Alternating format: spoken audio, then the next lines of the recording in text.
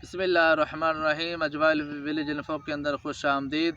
आज का टॉपिक बड़ा अहम है। ख़रीदारी हो रही है, लोग मंडियों का रुख कर रहे हैं। आज आपने थंबनेल देख लिया है कि मंडी से कुर्बानी के जानवर ख़रीदने का तरीक़ाकार क्या है। जी, अगर आप ये वीडियो पूरी मुकम्मल गौर से देख लेंगे, कुछ ऐसी बातें बताई जाएंगी, ऐसे पॉइंट्स बताए जाएंगे जिनको आप मद्देनज़र रखेंगे तो इंशाअल्लाह उम्मीद है आप बहुत ज़्यादा नुकसान से महफूज रह सकेंगे, आप बहुत ज़्यादा नुकसान से बच जाएंगे। सबसे पहली बात यह है कि आप जिस भी मंडी का रुख करेंगे, जितने भी व्यापारी मंडी के अंदर होते हैं उतने ही ज़्यादा पकड़ने वाले, जिन्हें छड़िए कहा जाता है, या आप उन्हें कह सकते हैं कि वो ग्राहक ढूंढने वाले हैं, ग्राहकों के साथ सौदा करने वाले हैं, उनका दरमियान के अंदर कुछ लेन देन होता है, व्यापारियों के साथ मिले हुए होते हैं। वो ग्राहकों को घेर के पकड़ के उन्हें समझा बुझा के किसी तरीके से शिकारी के पास ले जाते हैं शिकार करवाने के लिए। जो ही वो व्यापारी का शिकार बन जाता है तो फिर वो अपना हिस्सा जो है ये वसूल कर लेते हैं। आप यूँ समझिए, सादी सी अगर बात कहूँ तो वो ये समझिए कि एक बोटी खाने के लिए वो किसी का बकरा ज़िबा करवा देती हैं। चंद 100 रुपये लेने की वजह से वो किसी के चंद हज़ार रुपये जो है उनको दाव पे लगा देते हैं। तो सबसे पहले जो ही आप मंडी में जाएं तो आप जानवर को देख भाल लें। बहुत ज़्यादा जगह पे ऐसा होता है, अगर आप कहते हैं कि भाई हमने 8-10 जानवर लेने हैं या 5-6 लेने हैं, तो वो नए बंदे को तलाश करते हैं। अगर उन्हें नया बंदा मिल जाए तो ये समझिए कि उन्होंने एक एक जानवर के पीछे कुर्बानी तक के पैसे जो हैं वो एक एक जानवर से निकाल लिए हैं। जी, मिसाल के तौर पे अगर जानवर 40 का है, उन्होंने आपसे 90,000 मांगना है और वो 20,000 25,000 कम कर देंगे, पुट्ठे के हिसाब से आपको जानवर दे देंगे। तो आपने 30 वाला जानवर जो है पहले ही 45 में ख़रीद लिया है। 45 के अंदर जो है उसने 2 माह के बाद 45 का होना था, तो आपने 45 का पहले ही ख़रीद लिया है। जी, 45 का आपने पहले ख़रीद लिया, प्लस किराया, प्लस जो है सारा ख़र्चा जो है मंडी आने जाने का वो ऊपर पड़ गया। जानवर तकरीबन 50 के करीब करीब चला गया। जो ही आप लेके आए 2-2.5 माह 3 माह अभी हैं कुर्बानी के अंदर, आपने फ़ौरन तैयारी शुरू कर दी। आपने डीवर्मिंग की, उसका भी ख़र्चा, आपने इंजेक्शन वगैरह लगाए, उसका भी ख़र्चा। अगर आपने कजला या मुंदरा लिया है तो फिर आपने उसकी ऊन जो है वो अलहदा करवाई, ऊन उतरवाने की कोशिश की, तो 500-400 वो भी आपको प्लस में पड़ गया। इस लिहाज से जानवर ऊपर की तरफ जा रहा है। अगर आप जानवर को मुनासिब मकदार के अंदर वंडा डालेंगे तो कम से कम कुछ नहीं, सब्ज़ चारे के साथ मिला के वंडा ही खाली जो है ये 100 से 150 रुपये कास्ट आएगा, खाली वंडा। तो अगर आपने 2 माह पाला, 10,000 रुपये ये ख़र्चा आ गया। जानवर पहले 50 का पड़ा हुआ था, 60 के अंदर चला गया। अब जो ही आप ईद के ऊपर किसी से 90,000 मांगेंगे, वो उसका 30,000 35,000 40,000 लगाएगा, तो आपको बहुत ज़्यादा परेशानी महसूस होगी। आप परेशान हो जाएंगे। तो गलती किसकी है? सबसे पहले आपने गलती की है कि आपने जानवर ही महंगा ख़रीदा है। महंगाई अलहदा है, बच्चे कॉस्टली बिक रहे हैं, ये एक और अलहदा टॉपिक है, मैं इसके ऊपर बात नहीं कर रहा। मैं जानवर कुर्बानी की बात कर रहा हूँ कि आपने पहले ही महंगा ख़रीदा है, 2-4 हज़ार की बात नहीं है। आपने 10-15 हज़ार पहले जानवर ऊपर ख़रीद लिया है। आप कैसे जानवर से पैसे पूरे करेंगे? बेहतरीन तरीका ये है, जो ही आप मंडी के अंदर जाएं तो आपको थोड़ा गोश्त का भी अंदाज़ा होना चाहिए। मैं ये नहीं कह रहा कुर्बानी के जानवर जो हैं गोश्त के हिसाब से मिलेंगे, लेकिन आपको आइडिया तो होना।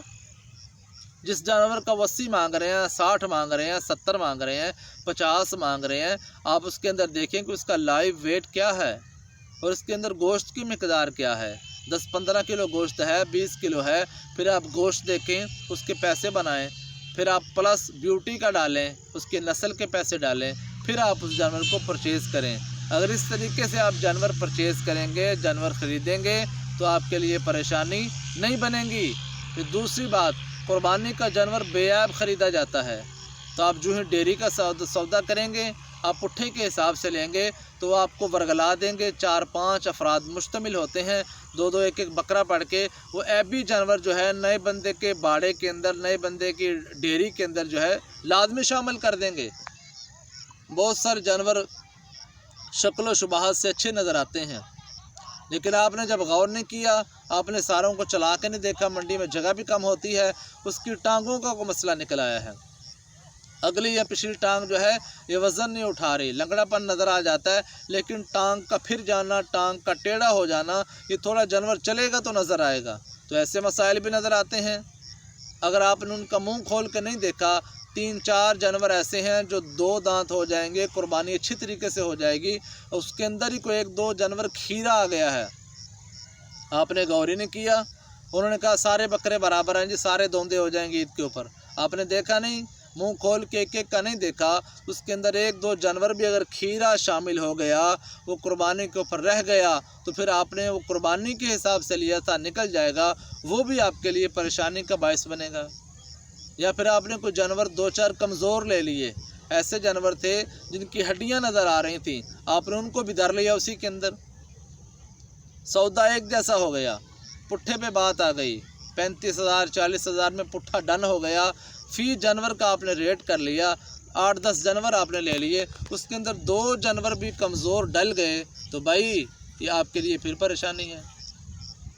आप उन जानवरों को सीधा ही नहीं कर सकते इतनी जल्दी, टाइम बहुत कम है। जो ही आप डीवर्मिंग करेंगे, आवर्मेक्टिन लगाएंगे, कम से कम 3 से 4 हफ्ते ले जाएंगे। वो पहला हफ्ता थकावट का, दूसरा हफ्ता डीवर्मिंग का, फिर उसके बाद जानवर जो है आहिस्ता आहिस्ता खाना पीना शुरू हो जाएंगे। फिर जो है आप उनकी रूटीन बनाएंगे, आप वनडे की मिकदार जो है ये उनको डालना शुरू कर देंगे। 1 माह के बाद आपके जानवर जो हैं अपनी बॉडी के ऊपर सही तरीके से खड़े होंगे। पहला माह भी आपका ऐसे ही चला गया, अब बाकी 2-2.5 माह 3 माह रह गए, जितने भी आपने पहले लिए हैं वो आपकी अब तैयारी है। अगर आपको सही जानवर तैयार करने का तरीका आता है, आप अच्छे तरीके से जानवर को तैयार कर लेंगे। फिर जब तैयार करेंगे, आपने ख़रीदे भी मुनासिब हैं, तो इंशाअल्लाह ईद के ऊपर आपको अच्छा खासा नफ़ा दे के जाएंगे। वो एक जानवर कुछ ना कुछ आपकी मेहनत जो है वो रिटर्न करके वापस करके फिर जाएगा। अगर उनमें से 1-2 जानवर खीरा बच गया, 1-2 जानवर कमज़ोर रह गया, कुर्बानी वाले उसे पकड़ नहीं रहे, अगर पकड़ते हैं उसका रेट नहीं लगाते, आपने ख़र्चा काफ़ी किया है, वंडा अच्छा डाला है, कॉस्टली काम है, फिर आपके लिए परेशानी बन गई। तो लिहाजा जब जानवर मंडी से आप ख़रीदें तो आप जो है ये एहतियात करें कि हमने देखभाल के जानवर लेना है, गोश्त का आइडिया लगाना है, नस्ल को हमने देखना है। फिर आपके अंदाजे में होना चाहिए अभी कितने दिन बनते हैं ईद तक, और मैं रोज़ाना कितना ख़र्चा करूँगा, ईद पे जानवर कितने तक पड़ेगा, और हमारे इलाके का रेट क्या है, वहाँ ये जानवर जो है किस तरीके में किस रेट में बिकेंगे या बेचे जाएंगे आसानी के साथ, ये सारा हिसाब निकाल के फिर जो है आप पैसे भरें, फिर आप जानवर जो है लेके आएँ, फिर आप उनकी देखभाल करें, और फिर देखभाल के बाद जो है सारी बातों को मद्देनज़र रखने के बाद जो है फिर आप जो है प्रॉफिट को मद्देनज़र रखें कि ये मुझे इनसे अर्निंग हुई है, मैंने इनसे इतना कमाया है। तो इंशाअल्लाह उम्मीद है आप जो ही मंडी के अंदर जाएंगे इन सारी बातों को आप मद्देनज़र रखेंगे। आप व्यापारियों की बातों में नहीं आएंगे कि ये इंशाअल्लाह ईद पे हाजी साहब ले जाएं, लाख का बिकेगा, ये 1.5 लाख का होगा, ये 4 मन वज़न करेगा, ये 3 मन वज़न करेगा। ये सारी बेचने वाली बातें होती हैं। आप इनको छोड़ के अपने तरीके से अपने हिसाब से सारी कैलकुलेशन करके सारे पॉइंट्स को सामने रख के फिर जब इंशाअल्लाह आप ख़रीदो फ़रोख्त करेंगे, उसके बाद जब तैयार करके ईद पे बेचेंगे तो इंशाअल्लाह आपको फ़ायदा होगा। वीडियो देखने का बहुत शुक्रिया।